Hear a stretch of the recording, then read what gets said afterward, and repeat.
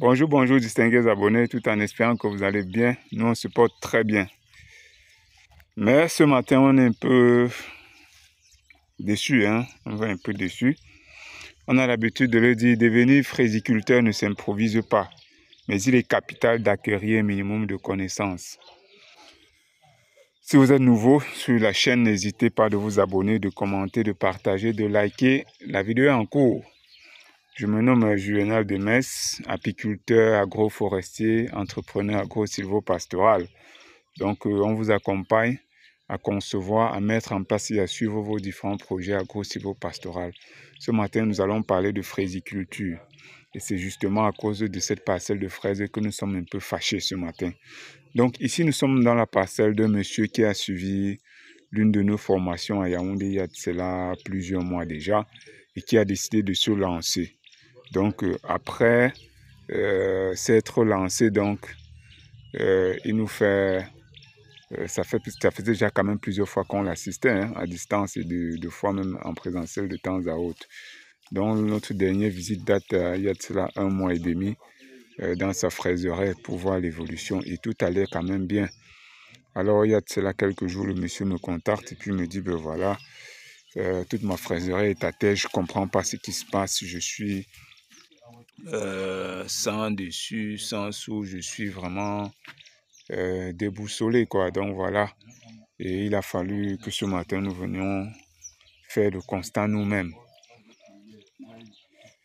Qu'est-ce qui se passe ici? Donc, comme vous pouvez le constater, toute la fraiserie est attaquée, tous les plants sont déjà morts. Vous voyez que le monsieur est bien investi. On a fait des planches en hauteur pour bien prendre soin. Il a même installé un système d'arrosage, comme vous pouvez voir à l'aide des tuyaux. Voilà même le puits qu'il a aménagé avec la citerne. Donc voilà un peu la parcelle qui a été mise en place. Déjà, je rappelle que nous proposons une conférence gratuite à Yaoundé le vendredi 8 septembre, donc vendredi 8 septembre à Yaoundé au camp Sektiti Garage dès 15 h. Et pour ceux qui ne seront pas disponibles à cette date, il y aura aussi le mercredi 14 septembre, toujours à 15 h au camp Sektiti Garage. Si vous souhaitez participer à l'une de ces conférences, n'hésitez pas de nous contacter sur WhatsApp via le numéro qui s'affiche en bas de votre image, de votre écran. Donc, ce qui se passe ici, c'est quoi? On constate donc que la fraiserie a été complètement envahie, complètement attaquée. Et ceci, lorsqu'on fait des observations, on se rend donc compte qu'il y a eu beaucoup de négligence. Donc, en 1 mois et demi, la dernière fois on était là, ça allait bien. En 1 mois et demi, donc, les plants ont été sérieusement attaqués, comme vous pouvez le voir, au point où il y a eu beaucoup de morts. Vous voyez comment tous les fraisiers sont à terre. Il y a eu beaucoup de morts. Ceci témoigne vraiment de la virulence de la maladie qui s'est installée. Et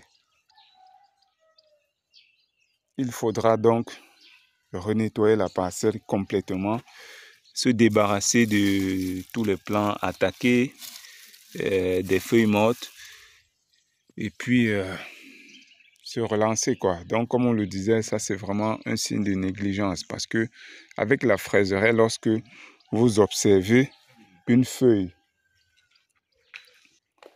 qui est attaquée, vous devez utiliser votre sécateur pour débarrasser par exemple le plant de la feuille. Vous voyez un peu, et la faire sortir de la parcelle. Voilà par exemple, on a cette feuille là qui est attaquée. Il faudra chaque fois, tous les 2 jours, se balader dans la fraiserie, ou tous les 3 jours pour faire cet habillage ici, débarrasser donc tous les plants malades ou toutes les folioles malades de ces les débarrasser de la parcelle, quoi. Donc quand vous faites ce nettoyage, il ne faudrait pas laisser ces folioles ou ces feuilles ou ces plants attaqués entre les interlignes. Il faut débarrasser cela de toute la plantation. Pourquoi? Parce que la fraiserie, elle est très délicate. Et lorsque il y a eu un plant attaqué, On ne l'a pas nettoyée, on ne l'a pas débarrassée de sa foliole malade et puis elle a contaminé toute la parcelle. Ceci, c'est pour attirer votre attention.